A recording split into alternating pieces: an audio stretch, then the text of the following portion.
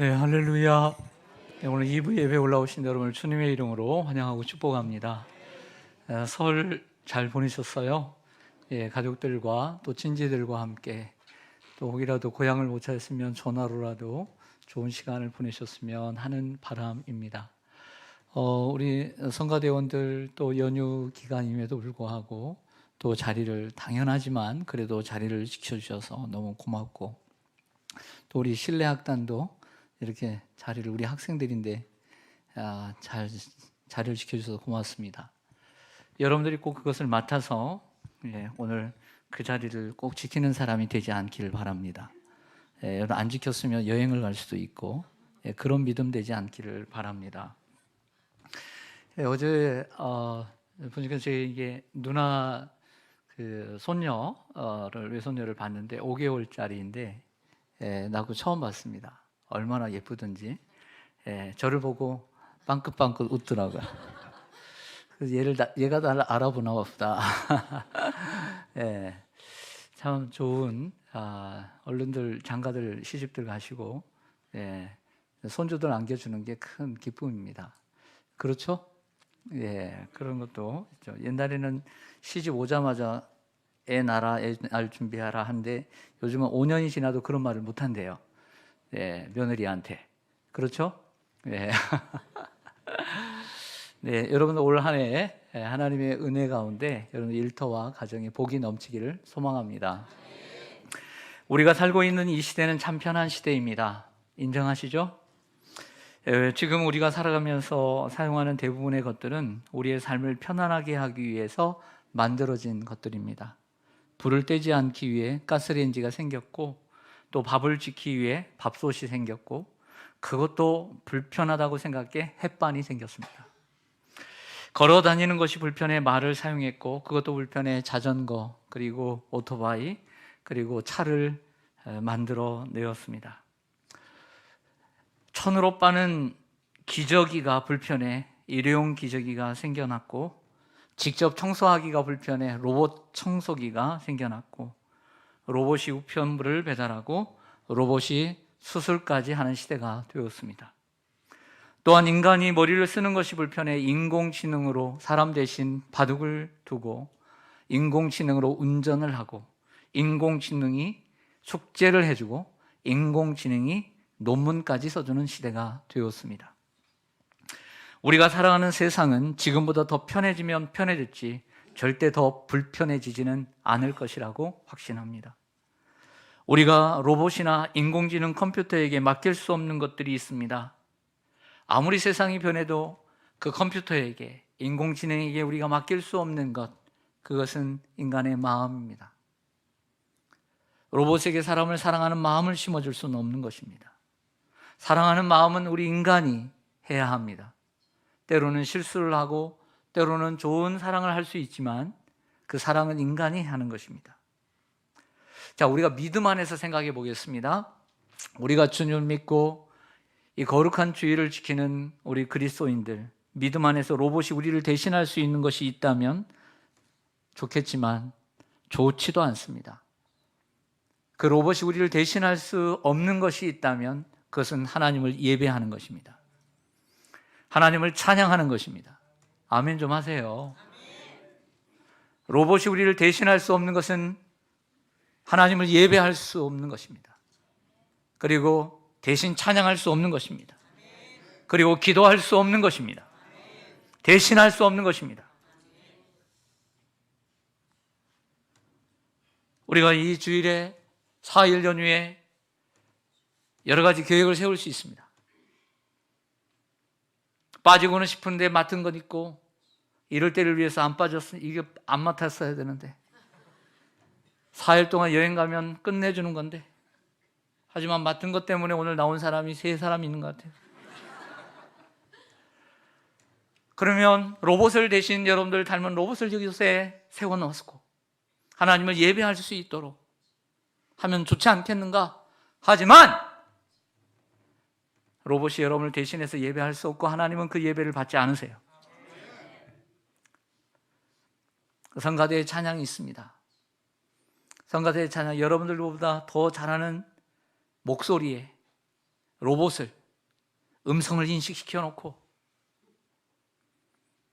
거기다 세워놓고 유튜브의 찬양, 오케스트라의 찬양을 우리 다 같이 찬양하겠습니다. 그랬더니 오케스트라를 저기서 틀어놓는 거예요. 할 수 있죠? 그럼 하나님 받으실까요? 받으실까요? 안 받으시죠. 그 오케스트라보다 우리가 못해도, 그 전문가보다 우리 못해도 여러분들의 소리를, 찬양을 하나님 받으시는 거예요. 그 어떤 것도 우리를 대신할 수 없는 게 있다는 것입니다. 아무리 편한 세상이 되었어도 여러분 대신 유튜브에서 흘러나오는 찬양을 틀어놓을 수는 있지만 하나님이 그 찬양을 받지는 않으십니다. 유튜브에서, 여러분들이 좋아하는 유튜브에서 흘러나오는 그 찬양은 여러분을 기쁘시게 할 수 있지만 하나님을 기쁘시게 하는 찬양들이 아닙니다. 여러분들에게 감동을 줄 수 있고 은혜를 줄 수는 있지만 그 유튜브에 틀어놓는 그 찬양이 하나님께 영광이 되지는 않습니다. 여러분들이 못 부르는 찬양에서 여러분들의 목소리로 부를 때 하나님이 받으시는 것입니다. 또한 아무리 편리한 세상이 되었어 로봇이 여러분의 기도를 대신할 수는 없습니다. 로봇에게 유창하고 내용이 좋은 화려한 기도를 10시간 입력시켜 그것도 멋들어진 성우의 목소리로 기도할 수는 있겠지만 여러분들의 간절함에서 흘러나오는 신음 하나, 주여 한마디에도 미치지 못할 줄로 믿습니다. 이걸 분명히 알아야 합니다. 28년 전 저는 충북 단양에 있는 대한불교 천태종의 총본산인 구인사에 들릴 일이 있었습니다. 깎아지는 그 질벽 속에 수십 채의 건물들 속에서 승려들의 연불소리와 그리고 신도들의 기도소리가 뜨겁게 흘러나오고 있었습니다. 다시 가보고 싶은 생각은 있지만 지금 생각해 봅니다. 28년이 지난 지금 그 구인사의 승려들의 연불소리와 신도들의 연불소리는, 기도소리는 그때만큼 할 것인가? 여러분은 어떻다고 생각하십니까? 녹음기의 연불소리로 구인사의 기도소리를 울려 퍼지게 할 수는 있지만 승려들의 자기 성찰은 그때만 못할 것입니다. 자기를 돌아보는 종교인 불교도 이처럼 기도를 대신할 수 있는 것이 없습니다. 하물며 살아계신 하나님, 온 천지와 만물을 지으시고 살아계시며 세상을 주관하시는 살아계신 하나님께 기도를 대신할 수 있는 것은 없습니다. 사랑하는 성도 여러분, 사람들이 직접 하는 것이 귀찮아지고 그리고 점점 편리한 시대를 살아가는 시대에 우리 한국교회와 그리고 우리 시온산교회 기도소리는 전에 비해 어떻다고 생각하십니까? 멀리 생각하지 말고 여러분 자신을 생각하십시오. 여러분들의 기도소리와 여러분들의 기도의 시간은 전에 비해서 어떻다고 생각하십니까? 우리가 아무리 편리한 시대를 살아가고 있어도 기도 또한 짧고 편리하게 해도 된다는 그 착각 속에 살아가지 않기를 바랍니다. 아무리 시대가 변하고 편리한 세상이 와도 수백 년이 지나 25세기가 되고 31세기가 되어도 인간의 기도를 대신할 수 있는 것은 없습니다. 예배를 대신할 수 있는 것도 없습니다. 찬양을 대신할 수 있는 것도 없습니다. 자, 오늘 본문은 사도행전 1장입니다.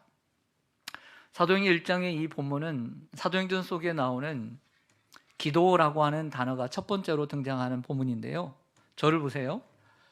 사도행전이라는 책은 예수님이 승천하신 후에 약속하신 성령을 받기 위해서 제자들이 함께 모였고 그들이 성령을 받고 난 후에 성령이 임하시고 그 성령을 받고 복음을 예루살렘과 온 유대와 사마리아와 땅끝까지 전하는 이러한 방식으로 기록된 것이 사도행전입니다.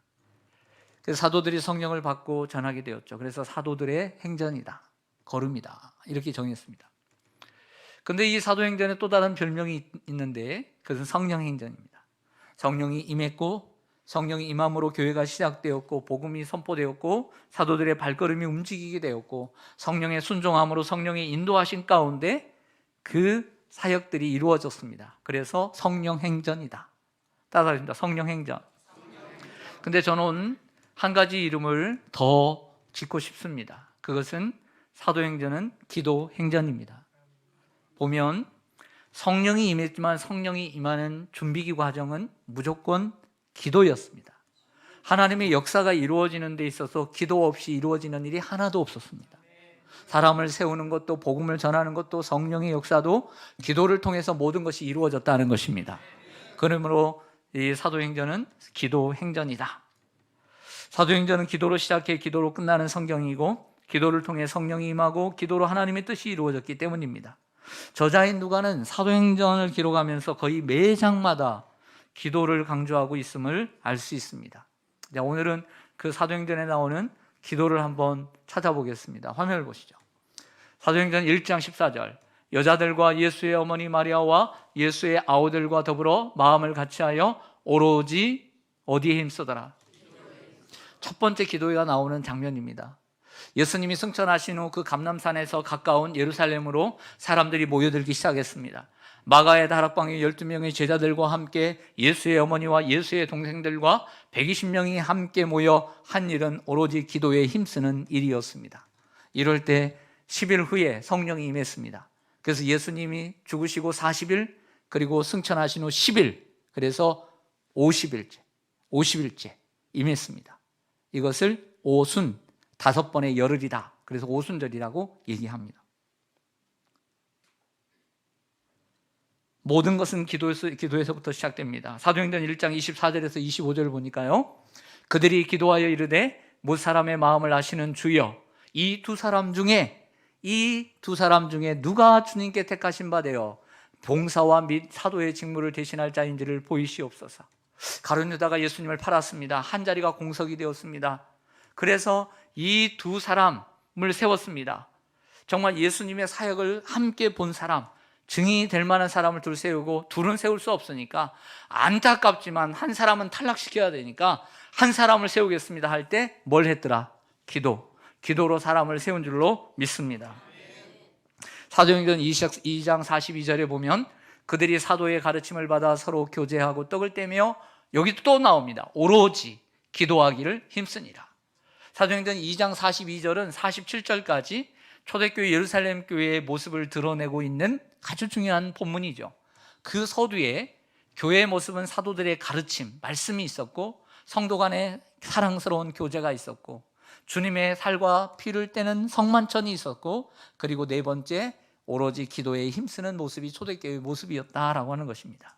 오로지 기도에 힘썼다는 말은 기도에 전념했다, 올인했다라고 하는 해석이 됩니다. 그렇습니다. 초대교회는 기도에 전념하는 교회였음을 알 수 있습니다.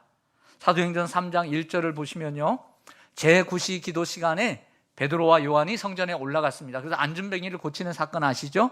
금과 은은 내게 없거니와 나사렛 예수 그리스도의 이름으로 내게 명하노니 일어나 걸으라. 그래서 걸었습니다. 이 사람은 40세나 되었는데 나면서부터 걷지를 못한 사람이었습니다. 근데 이 사건이 어디서부터 시작되냐면 제9시, 6시간을 더하면 됩니다. 오후 3시입니다. 시간이 중요한 것이 아니라 기도에 갔다는 것입니다. 기도 시간에 베드로와 요한이 성전에 왜 올라갑니까? 왜 올라갈까요? 기도하러. 오늘 예배 시간 9시 반이 되었습니다. 성가대 8시입니다. 왜 가죠? 찬양 준비하러 오죠. 8시, 9시 반이 되었으니까 10분 전에 올라왔죠? 뭐하러 올라왔어요? 예배하러 올라온 거죠. 기도 시간에 갔다는 것은 뭐하러 갔다는 거예요? 기도하러 갔. 예배 시간이 되었습니다. 뭐하러 올라오는 거예요? 예배하러 올라가는 거죠. 이들이 뭐하러 간 거예요? 기도하러 간 거죠. 기도 시간에 기도하러 갈 때에 나면서부터 걷지 못한 사람을 만나게 되었습니다. 이건 하나님의 계획이었던 거죠. 하나님의 구원 계획이었습니다. 그러나 이 하나님의 구원 계획은 무엇으로부터 시작되느냐고요? 기도로부터 시작되는 거예요. 누구든지 빌립보 감옥에 갇혔던 바울과 실라가 하나님의 구원 계획을 모르잖아요. 주님의 뜻을 보여주시옵소서. 몰랐어요. 그 간수의 가정을 변화시키려고 이 감옥에 보낸 걸 몰랐던 것이죠. 그러나 그들이 기도할 때 하나님이 그걸 가르쳐 주시고 역사하신 줄로 믿습니다. 아유 피곤해, 아이고 아파, 아이고 좀 여기 멍들었네, 아이고 이거 3주 가겠다, 3주, 이거 전치 3주야. 그렇고 아프다고 그냥 잤으면 아무것도 일어나지 않고, 옥문도 열리지 않고, 창고도 풀리지 않고, 지진도 일어나지 않고, 그 가정도 구원할 수 없었던 거예요. 할렐루야. 기도할 때 하나님의 역사가 일어나는 거예요. 할렐루야. 그러면 어려워도 기도해야 돼요. 피곤해도 기도해야 되고, 시간이 없어도 기도해야 되고, 아파도 기도해야 되는 거예요. 그래야 하나님이 역사하시지. 가만히 있는데 무슨 역사가 일어날 수 있겠습니까? 사랑하는 여러분, 사도행전 6장 4절에 보니까 계속 우리는 지금 사도행전 속의 기도를 찾아보고 있어요. 우리는 오로지 기도하는, 오로지라는 단어가 또 나옵니다. 얼마나 은혜스러운 말입니까? 기도하는 일에 전무했다는 거예요. 오로지 기도하는 일과 그리고 말씀 사역에 힘쓰리라 라고 했습니다. 예루살렘 교회가요, 그 초대교회가 기하급수적으로 3,000명, 5,000명 부흥하니까 12명의 사도가 모든 것을 다 했어요. 얼마나 일이 많겠어요. 성도들 돌아봐야 되죠. 그러다 보니까 성도들 간에 갈등이 일어나 버렸어요. 구제하는 일로. 그래서 함께 모였습니다. 교회에 분란이 일어나니까 함께 모여서 답을 찾았습니다. 원인을 찾았습니다. 그것은 우리가 말씀을 제쳐두었기 때문이다. 결론을 내렸어요. 그래서 이러한 구제일과 여러 가지 일들을 감당할 수 있는 성령과 믿음이 충만하고 사람들에게 칭찬받는 사람 7을 택하여 안수하여 세우게 되었습니다. 그리고 그때에 이런 약속을 한 거예요. 사도들이 우리는 오로지 기도하는 일과 말씀 사역에 힘쓰리라 라고 한 것이죠. 어떤 목사님을 만나게 되었습니다. 어떤 목사님 만나게 되었는데 그 목사님은 국내적으로 유명한 분이었습니다. 하나님께 주신 은사와 달란트가 있어서 여기저기 불려다니며 말씀을 전하는 분이었습니다.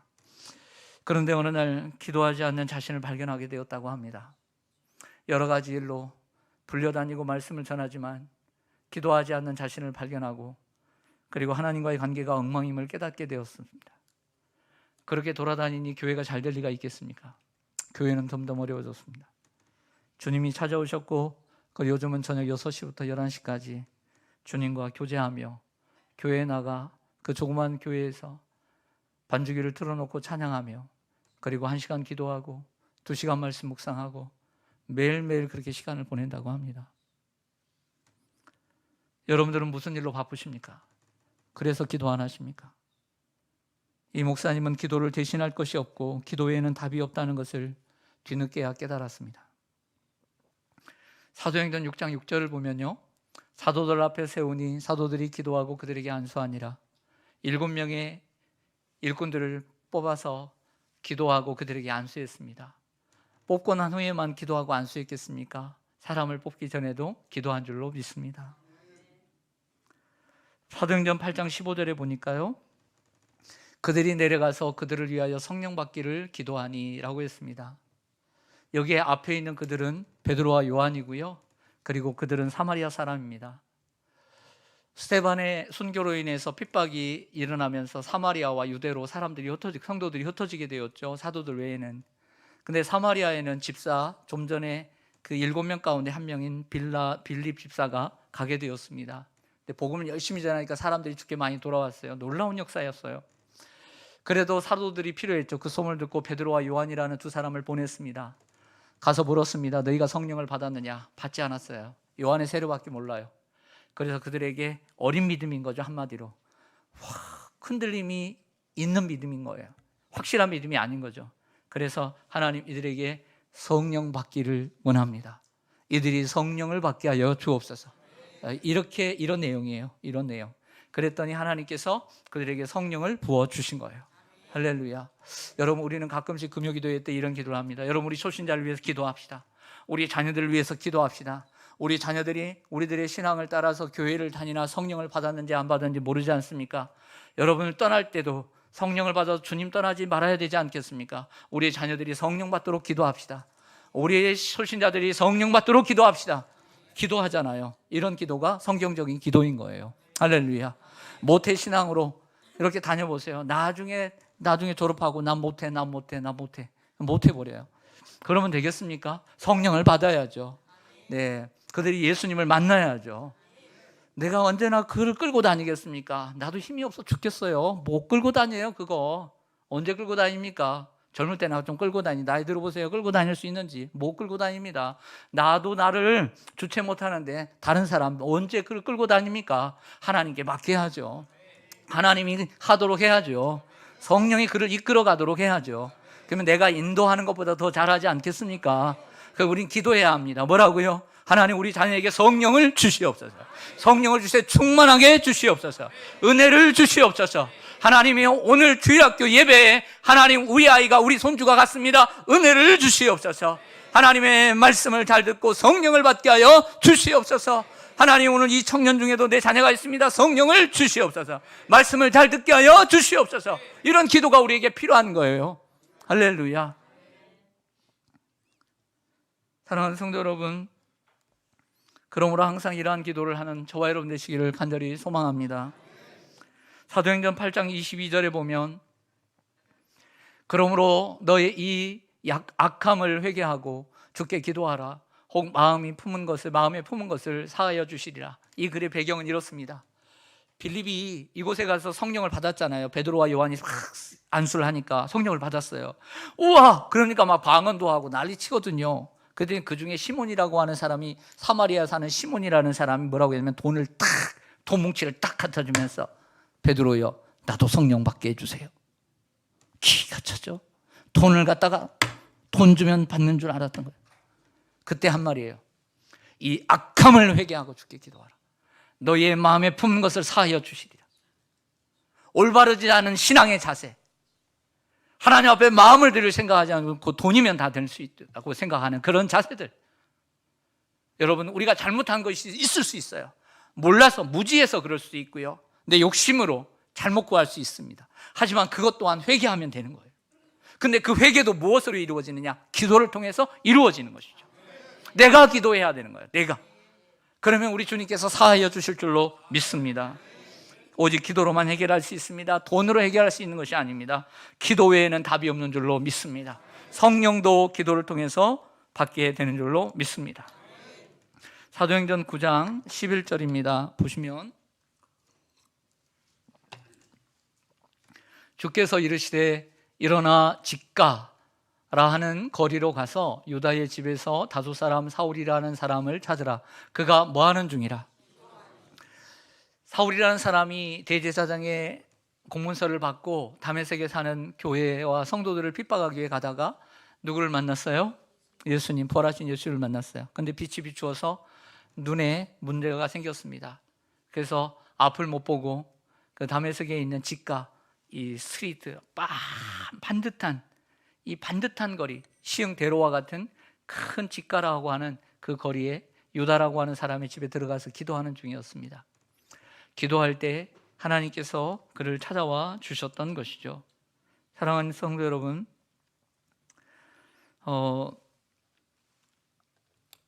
사울을 사형하시고자 하는 하나님의 계획은 이전부터 있었고요. 그리고 사실은 이 말씀은요, 뭔가를 설명하는 거잖아요. 사울이 거기에서 기도하는 중이다고. 이것은 다메섹에 있는 아나니아라고 하는 선지자에게 하나님께서 천사를 통해서 환상 가운데서 보여주시면서 하신 말씀이에요. 아나니아에게. 여러분, 하나님의 계획은 사울에게 있었습니다. 하지만 그래도 그 하나님의 계획은 사울이 기도할 때 시작이 되는 거예요. 할렐루야. 기도할 때. 여러분들을 향한 하나님의 놀라운 계획이 준비되어 있음을 반드시 믿습니다. 여러분들에게 놀라운 계획이 있는 줄로 믿습니다. 여러분들에게 놀라운 계획이 있는 줄로 믿습니다. 그러나 여러분들이 기도하지 않으면 아무것도 이루어지지 않아요. 이건 성경적인 사실이에요. 하나님의 모든 계획, 출애굽의 모든 계획, 이스라엘 백성들을 향한 모든 계획, 한 사람, 그 누군가의 본인의 기도를 통하여 모든 것은 이루어지는 거예요. 기도하지 않으면 아무것도 이루어지지 않아요. 오늘도 사울을 향한 하나님의 계획이 있었죠. 이방인과 왕들과 유대인들에게 복음을 전할 하나님의 택한 그릇이지만 그가 기도하기 시작할 때 하나님이 일하시는 거예요. 그래서 첫 번째 일하는 사람으로 누구를 불렀냐면 아나니아를 불러주셔서 그에게 기도하게 되고 비늘 같은 것이 벗겨져서 눈을 뜨게 하고 성령의 충만함을 입은 줄로 믿습니다. 기도해야 되는 거예요. 여러분들이 지금까지 정말 빼앗기지 않는 여러분 영적 자산들, 그 모든 것들이 무엇으로 얻은 것입니까? 그냥 평범하게 교회 생활 왔다리 갔다리 하면서 얻은 것이 아닙니다. 여러분들의 영적 자산, 엑기스와 같은 영적 자산은 여러분들이 힘들고 힘써서 애써서 더욱 간절히 기도해서 얻은 것들입니다. 그런 것들이 진짜 엑기스로 남아있는 거예요.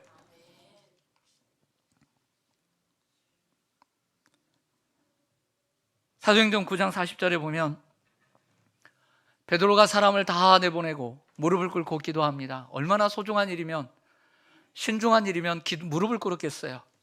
돌이켜 시체를 향하여. 이르되 다윗아야 일어나라 하니 그가 눈을 떠 베드로를 보고 일어나 앉는지라. 이스라엘 북쪽에 올라가다 보면 욥바라고 하는 항구가 있습니다. 요나에 나오는 욥바죠. 그 요나가 욥바에서 배를 타지 않았습니까? 그 욥바라는 항구 도시에 선행과 구제한 일을 많이 했던 다비다라고 하는 자매가 병들어 죽게 되었습니다. 마침 욥바에 있는 성도들이 그 이웃 동네에 있는 루타라고 하는 동네에 베드로가 와 있다는 소식을 듣고 두 사람을 보내서 간청해서 데려오라고 합니다. 그 간청을 듣고 베드로가 욥바로 와서 하는 행동입니다. 무릎을 꿇고 다 모래고 방 안에서 시체, 다비다의 시체를 놓고 다비다야 일어나라 이렇게 기도하는 장면이에요. 시체를 놓고 뭐 기도한다? 말이 안 되는 거죠. 예수님도 아니고. 얼마나 신중했으면 무릎을 꿇었겠습니까? 사랑하는 여러분, 우리는 우리의 능력으로 할 수 없는 일을 만나게 됩니다. 아침에 일어났는데 몸이 하나도 움직이질 않습니다. 아무리 당당하고 하나님 없는 존재도 하나님을 찾게 됩니다. 중환병에 걸려서 말기암이라는 판정을 받습니다. 하나님을 떠나고 자기 힘을 믿고 자기 능력을 믿고 살아가는 사람도 그때서야 하나님을 찾게 됩니다. 이럴 때 우리는 포기하지 말고 무릎을 꿇은 베드로처럼 더욱 간절히 기도에 힘써야 할 줄로 믿습니다. 사도행전 10장 2절을 보면 고넬료의 이야기가 있습니다. 그가 경건하여 온 집안과 더불어 하나님을 경외하며 백성을 많이 구제하고 하나님께 항상 기도하더니. 이탈리아의 부대가 가이사랴의 주둔에 있었습니다. 가이사랴도 항구입니다. 예루살렘에서 좀 떨어진 곳에. 근데 그를 설명합니다. 경건하고 하나님을 경외하고 온 집안이 그 다음에 백성을 많이 구제하고 하나님께 항상 기도하더니. 그 네 가지 가운데 마지막이 항상 기도하는 것이었어요. 천사가 이렇게 얘기합니다. 하나님께서 너의 구제하는 것과 기도하는 것을 기억하신다. 얼마나 감동적인 이야기입니까? 하나님이 기억하신다. 저는 이렇게 생각합니다. 그가 항상 기도했기에 하나님이 기억하셨다고 생각합니다. 가끔씩 뜸이가 아니고 항상 기도했기에 하나님이 기억하시지 않을까 생각합니다. 여러분의 기도는 어떤 기도입니까? 하나님이 기억하시는 기도가 되도록 항상 기도하시는 여러분 되시기를 주님의 이름으로 간절히 축원합니다. 이런 고넬료가요, 또 그 다음 구절을 보니까 제9시 기도 시간에 기도할 때에 천사가 나타납니다. 천사가 나타나 그 욥바에 있는 바로 바전에 다비다를 구원하기 위해서 낳기 위해서 욥바에 있잖아요. 욥바에 있는 베드로를 청하라고 얘기합니다. 이제 고넬료가 군인 중대장이잖아요. 100명의 군사를 이끄는 백부장이잖아요. 그래서 자기 하인 둘 그리고 자기 군인 중에 믿음 좋은 경건한 사람 한 사람, 세 사람을 급파합니다. 말을 타고 열심히 달렸겠죠. 베드로를 만나러 갑니다. 근데 그 당시에 또 베드로가 사도행전 10장 9절 보겠습니다. 그때 베드로에게 이런 역사가 일어납니다. 이튿날 그들이 길을 가다가 세 명이 길을 가다가 성 욥바에 가까이 갔을 그때에 베드로가 뭐 하려고? 기도하려고 지붕에 올라가니 그 시간은 제6시 12시였습니다. 자, 베드로도 지붕에 올라가서, 이스라엘의 지붕은요 이처럼 반듯합니다. 마가복음 2장에 보면은 사람들이 중풍병으로 걸어가지 못한 사람을 예수님이 하도 많으니까 그 사람을 어떻게든 고치기 위해서 지붕을 뜯어냈죠. 그 지붕이 평평한 지붕이었기 때문에 그렇게 된 거예요. 지붕에 올라가서 기도했어요. 기도할 때 어떤 환상을 보게 되냐면 보자기 환상을 보게 됩니다. 보자기가 막 내려오는데 이게 뭔가 푸르니까 못 먹는 짐승들이에요. 율법에 못 먹는 짐승들. 나 이거 안 먹어요 하나님. 이거 못 먹는 거잖아요 하나님. 이렇게 하니까 하나님께서 뭐라고 말씀하냐면 내가 깨끗하고 하다는데 네가 뭔 상관이냐, 먹으라 그러는 거예요. 나 못 먹어요. 이 3번이 지나갑니다. 이게 무슨 꿈일까? 이게 무슨 환상일까? 이게 생각하는 차에 이 사람들이 오는 거예요. 이해가 됐죠? 우리를 다스리는 이 이방인들이 바로 못 먹는 음식이었던 거죠. 그러나 하나님은 그것을 먹으라고 했습니다. 우리 하나님은 정확하신 하나님이십니다. 정확한 시간에 분명한 환상으로 베드로에게 보이시고 고넬료의 집에 가게 하셨습니다. 베드로가 고넬료의 집에 가서 환대를 받았습니다. 그러나 나도 사람이라 말씀을 전할 때 그들이 하나님의 말씀을 듣고자 해 우리가 당신 앞에 섰습니다 라고 할 때 말씀을 듣는 로마 사람들, 이방인들에게 성령이 임했습니다. 이것을 역사적으로 이방인의 오순절이라고 하는 거예요. 이 이방인들도 성령을 받게 되는 것이 하나님의 계획이 아니에요. 하나님의 계획이죠. 근데 이 하나님의 계획이 어디서부터 시작이 되었어요? 그렇죠. 고넬료의 기도로부터 시작됐고, 그리고 베드로의 기도가 만나서 이루어지게 된 거예요. 이걸 얘기하는 거예요. 하나님의 구원 계획은 언제나 계획되어 있지만 하나님은 그 계획을 누군가의 기도를 통해서 시작하고 있다는 것입니다. 이 원대한 하나님의 계획은 기도하는 한 사람을 통해서 불꽃이 되었고, 기도하는 사람과 연결되어 큰 불을 일으켰던 것입니다.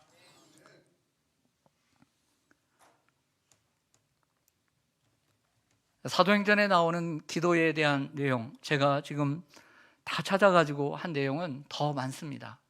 그러나 오늘 설교를 위해 여기까지, 이 구절들은 여기까지 하고, 다음에 하나님께서 허락하시면 나머지 말씀도 전할 수 있을 거라 생각합니다. 사랑하는 성도 여러분,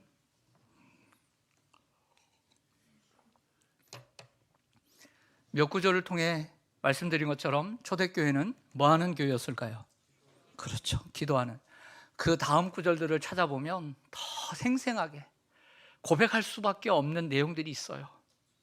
그러나 오늘은 설교를 위해 여기까지만. 여러분, 기도하는 교회였기에 성령이 임했고 복음을 전할 수 있었어요. 사도와 성도들이 기도할 때마다 성령은 여러 모양으로 나타나 일하셨고 하나님의 원대한 계획이 이루어졌습니다. 이러한 하나님의 역사는 사도들이 기도하는 일에 전념하기로 결단을 했을 때, 그리고 성도들이 오로지 기도하기에 힘썼기에 일어난 사건들입니다. 저는 여러분에게 여러 가지를 제안할 수 있지만 이 복잡한 세상 가운데 효과적으로 실천할 수 있도록 딱 한 가지만을 여러분들에게 말씀을 드리겠습니다. 실천을 위해서 매일 기도하는 시간과 기도하는 장소를 정하십시오. 매일 기도하는 시간과 장소를 정하지 않고 기도하는 사람은 기도하지 않는 사람입니다. 기도할 기회가 찾아올 때까지 기다리지 마십시오. 시간과 장소를 정해 기도하십시오. 여러분에게 기도할 여건이 자연스레 주어지지 않을 것입니다. 사람들은 얘기합니다. 하나님께서 날 기도하도록 몰아가시겠지. 언제 몰아가요? 몰아가기는. 여러분들이 기도를 안 하는데. 절대 그런 일 없습니다. 여러분들이 기도하려고 마음 먹을 때 하나님이 역사하십니다. 어떤 환경을 여러분들에게 몰아넣을 때 여러분들은 그것이 기도할 때라고 생각하십니까? 지금은 아니라고 생각하십니까? 여러분이 시간과 장소를 정해 기도하기를 결단할 때 기도할 여건은 주어지는 것이죠. 혹이라도 내가 결단했어도 어려운 환경이 오더라도 그것을 무릅쓰고 기도해야 합니다. 다니엘처럼. 왜냐하면 여러분이 기도의 계획을 세우지 않으면 사탄이 여러분의 기도를 시작하기도 전에 무산시키기 때문입니다. 사실 여러분의 기도를 방해하는 것은 사탄뿐이 아닙니다. 사탄이 나를 방해해. 절대 그렇지 않습니다. 여러분이 생각하는, 여러분들이 하는 좋은 일들이 여러분의 기도를 방해하고 있습니다. 믿기 어렵겠지만 말이죠. 나는 죄인이기 때문에 나름 안에 죄가 많아서 죄가 여러분들의 기도를 또한 방해하는 것도 아닙니다. 도리어 의롭다고 여기는 일이 기도를 방해합니다. 예를 들어서 하나님의 사역에 관한 모임에 참여하거나 어떤 사건에 관해 기도하기 위해 관련된 또 다른 사건을 확인할 때 악한 일이 아니고 좋은 일들이 여러분의 기도를 방해합니다. 자, 좀 더 구체적으로 세세하게 말씀드릴게요. 잘 들어보세요. 더 자세히 말씀드리면 여러분들이 직장을 다니며 바쁘게 사는 것이 기도를 방해합니다. 또한 자녀를 기르며 학교와 학원에 자주 찾아다니고 데려다주고 데리고 오고 자녀를 위해 시간을 사용하는 것도 방해합니다. 가족을 위해, 내 가족을 위해, 아내와 남편을 위해, 자녀를 위해 무엇을 할 것인가 고민하고 이곳저곳을 두루다니며 하루 종일 쇼핑하고 발품을 파는 것. 또한 친구와 함께 식사와 차를 마시며 난 너보다 괜찮은 사람이라는 것을 보이기 위해 선심을 쓰듯 먼저 돈을 사용하는 것. 또한 모든 결혼과 장례, 경조사에 참여하면서 친구들과 어울려 많은 시간을 사용하는 것. 또한 취미와 여행에 심취해 살아가는 것. 이런 것들, 이런 좋은 것들이 여러분들의 기도에 방해가 되는 것입니다. 다 필수적인 것입니다. 하지만 필수적이되 너무 과하면 기도의 시간을 빼앗기는 것입니다. 다 필요한 것이되 기도하는 시간을 빼앗긴다는 것은 우선순위가 잘못되어 있는 삶을 살아가고 있는 것입니다. 그러니 매일 시간과 장소를 정해 기도하십시오. 일정한 시간과 장소가 없는 기도 시간은 기도하지 않는 것과 같습니다. 여러분 한번 생각해 보세요. 적어도 그리스도인이라면 하루에 3번을 기도합니다. 식사 시간입니다. 적어도 그리스도인이라면, 그리고 엄마 아빠 앞에서는 기도하는 척이라도 하지만 우리의 자녀들이 정말 학교에 가서, 그리고 직장에 다니면서 친구들과 함께 안 믿는 동료들 앞에서 정말 고개 숙여서 눈을 감는 집사들인가? 나는 한번 생각해 봅니다. 우리 성도들이 정말 여러 안 믿는 사람들 앞에서 정말 눈 감고 기도하는, 그 식당에서 기도하는 사람들인지 저는 생각해 봅니다. 아무래도 혼자 혼밥을 할 때 정말 그곳에서 혼자라도 기도하는 사람인지 한번 생각해 봅니다. 식사 시간에 기도할 것입니다. 그것도 규칙적으로. 하지만 그것은 깊은 기도라고 할 수 없습니다. 왜냐? 우리가 어떤 사람을 만나서 깊은 사귐을 가질 때 10초에서 20초 동안 대화하고 그것을 깊은 대화라고 말하지 않기 때문입니다. 어떤 사람은 아주 중요한 회의나 미팅에 들어가기 전에 간절히 기도할 것입니다. 마치 1년, 2년 동안 준비한 국가고시 1차, 2차 시험을 치를 때마다 그 주어진 그 시험지가 오기 전에, 아니 시험지가 도착했을 때 하나님 앞에 그 어느 순간 간절히 기도하지만 그 기도 또한 깊은 기도는 아닙니다. 그리고 잠자리에 들기 전 하나님께 잠깐 기도를 하실 것입니다. 그러나 그것도 깊은 기도라고 할 수 없습니다. 침대가 나를 눕도록 빨리 부르기 때문입니다. 또한 오늘과 같은 주일에 대표자의 기도나, 그리고 담임 목사의 헌금 기도나 여러 기도를 듣고 내가 나도 기도했다라고 착각하는 경우들이 있습니다. 착각입니다. 이러한 식사기도, 중요한 시험 앞에서, 그리고 위험한 수술을 앞두고, 그리고 하루를 시작할 때나 하루 일과를 마치고 잠자리에 들기 전에 기도를 한다고 해서 자신이 기도하는 사람이라고 착각해서는 절대 안 될 것입니다. 시대가 변해도 기도를 대신할 것이 없고 기도에는 답이 없습니다. 마가복음 2장 29절을 보겠습니다. 마가복음 9장 29절. 이르시되 기도 외에 다른 것으로는 이런 종류가 나갈 수 없느니라 하시니라. 예수님께서 하신 말씀입니다. 귀신 들린 이를 고칠 때 제자들이 고치지 못하다 예수님이 고쳐주셨습니다. 여러분, 귀신을 쫓아내는 것도, 병을 고치는 것도 기도 외에는 다른 것은 안 된다는 말은 거기에만 해당되는 것이 아니라 우리의 삶의 모든 전 영역에도 해당되는 줄로 믿습니다. 경건한 성도는요, 시편 기자가 얘기합니다. 경건한 성도는 무릇 하나님을 찾을 기회를 타서 기도하는 사람이다 라고 했어요. 무릇 경건한 사람은 시간을 내어 하나님을 찾아 기도하는 사람이다. 이게 경건한 사람인 거예요. 예를 들어서 어떤 프로야구팀이 있습니다. 그 야구팀을 여러분이 좋아할 수 있기 때문에 무기명으로 하겠습니다.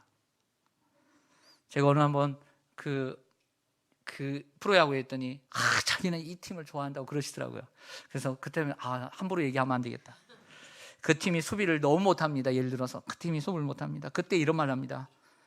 이 팀의 수비는 답이 없습니다. 여러분, 답이 없는 사람 되지 마시기 바랍니다. 답이 있는 사람이 되시길 바랍니다. 아무리 힘들고 어려워도 우리에겐 답이 있습니다. 그 답은 예수 그리스도입니다.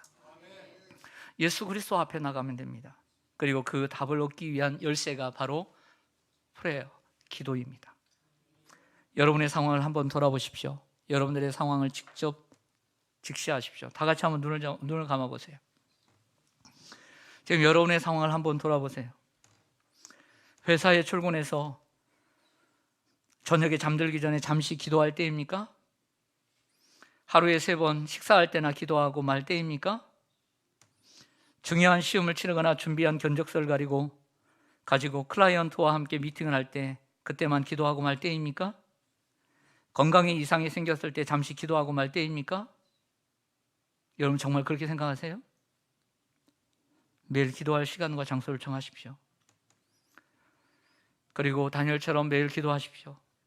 그리고 교회가 정한 뜨겁게 함께 기도할 수 있는, 내가 아직 기도에 불이 붙지 못했을 때 함께 불을 붙여줄 수 있는 뜨거운 불들이 있는 금요기도의 시간에 나와 기도하십시오.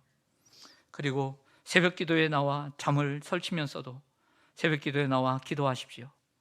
기도를 잃어버린 성도가 어찌 성도이겠습니까? 기도를 잃어버린 일꾼이 어찌 교회 일꾼이겠습니까?